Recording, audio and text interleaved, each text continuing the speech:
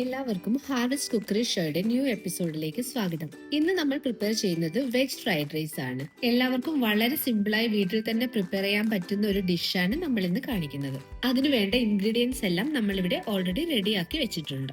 ആദ്യമായി ചൂടായ ചൈനീസ് വോക്കിലേക്ക് നമുക്ക് സൺഫ്ലവർ ഓയിൽ ഒഴിക്കാം.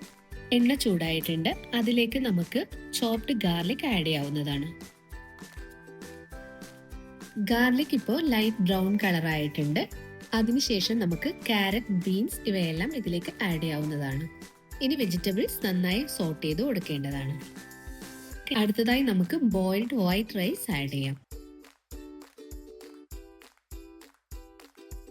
അടുത്തതായി പാകത്തിന് സോൾട്ട് ആഡ് ചെയ്യാം.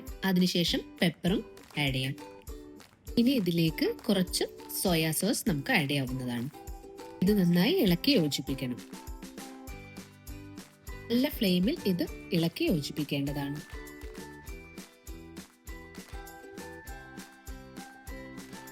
നമ്മുടെ വെജ് ഫ്രൈഡ് റൈസ് ഇവിടെ റെഡി ആയിട്ടുണ്ട്. ഇനി ഇത് നമുക്കൊരു സെർവിംഗ് ബൗളിലേക്ക് മാറ്റാവുന്നതാണ്.